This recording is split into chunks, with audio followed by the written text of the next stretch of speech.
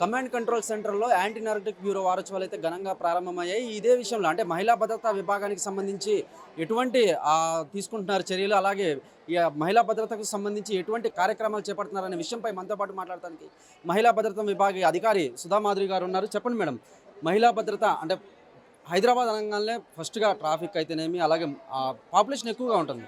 మహిళలకు సంబంధించి ఎటువంటి చర్యలు తీసుకుంటున్నారు అంటే భద్రతకు సంబంధించి? సో ఉమెన్ సేఫ్టీ వింగ్ 2018లో స్టార్ట్ అయింది. సో ఉమెన్ సేఫ్టీ వింగ్ ఇది తెలంగాణ నోడల్ ఆఫీస్.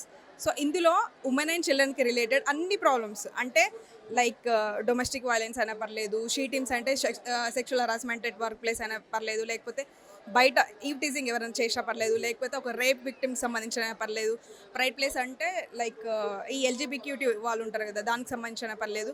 చాలా మల్టిపుల్ మాడ్యూల్స్ ఉన్నాయి అన్నట్టు. ఎవ్రీ మాడ్యూల్ సిన్సియర్గా ఆ సంబంధించిన రిలేటెడ్ ప్రాబ్లమ్స్ అనేది మానిటర్ చేస్తారు. ఇదేంటంటే నోడల్ ఆఫీస్. దీనికి సంబంధించి తెలంగాణలో మొత్తం ఎవ్రీ డిస్ట్రిక్ట్లో టీమ్స్ ఉంటాయి అన్నట్టు.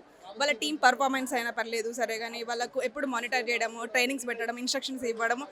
అంటే కంపేర్ టు అదర్ స్టేట్స్తో పోలిస్తే తెలంగాణ అనేది ఉమెన్ అండ్ చిల్డ్రన్ సేఫ్టీ గురించి అనేది చాలా పర్టికులర్ ఉంది అన్నట్టు.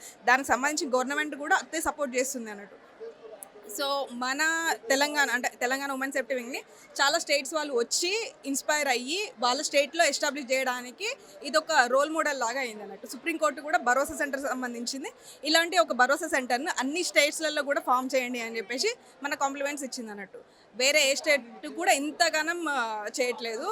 సో మనకు సంబంధించి చారు సిన్హా మేడం, ఏడీజీపీ మేడం, మరి తెలంగాణ గవర్నమెంట్ కూడా అంతే సహకరిస్తున్నారు. అంటే మేడం, ఈ యాంటీ నార్కోటిక్ బ్యూరోకి సంబంధించి వారోత్సవాలు ఎన్ని రోజులు ఉండబోతున్నాయి, అంటే ఎక్కడెక్కడ నిర్వహించబోతున్నాయి? It's around 5 days program, 5 days 6 days programme.